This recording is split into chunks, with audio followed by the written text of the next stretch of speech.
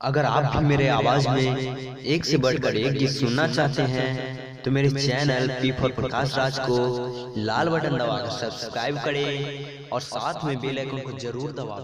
धन्यवाद।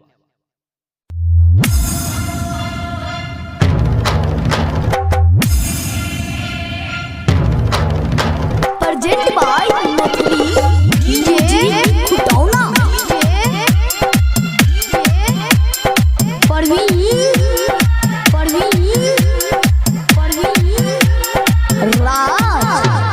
होली में छौरी तू चोली किया खोलने, होली में छौरी तू चोली किया खोलने। कौन छौरा रंग डालल कौगे बोलने, कौन छौरा रंग डालल कौगे बोलने। होली में छौरी तू चोली किया खोलने, होली में छौरी तू चोली किया खोलने। कौन छौरा रंग डालल कौगे बोलने, कौन छौरा रंग डालल कौगे बोलने।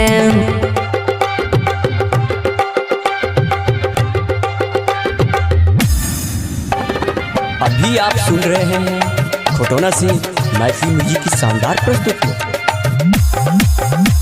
कुमारे में रखने छन गो यार गे, रंग के सब छौरा छौ तैयार गे। कुमारे में रखने छन गो यार गे, रंग के सब छौरा छौ तैयार गे। बाल्टीन में गे छौरी रंग छिए घोलने, बाल्टीन में गे छौरी रंग छिए घोलने। कौन छौरा रंग डालल कौगे बोलने, कौन छौरा रंग डालल कौगे बोलने।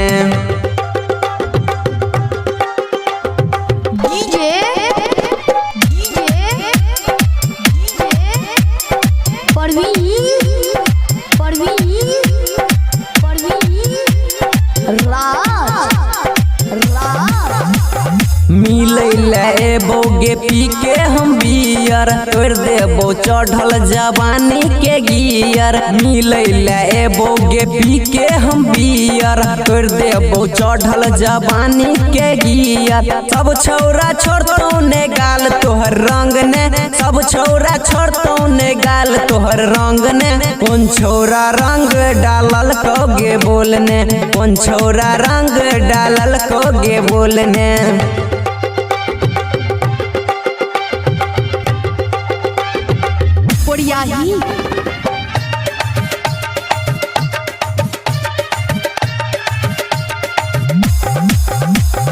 तोहर जवानी लागे छो आइटम बम गे, डीजे पर भी नहीं छो तोरा से कम गे। तोहर जवानी लागे छो आइटम बम गे, डीजे पर भी नहीं छे केकरो से कम गे। राइटर श्याम कहो बात कनी बुझने, गायक प्रकाश कहो बात कनी बुझने। कौन छौरा रंग डालल कौगे बोलने, कौन छौरा रंग डालल कौगे बोलने।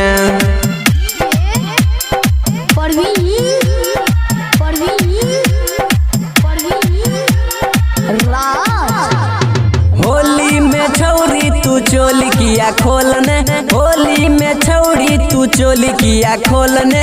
कौन छौरा रंग डालल कौगे बोलने, कौन छौरा रंग डालल कौगे बोलने।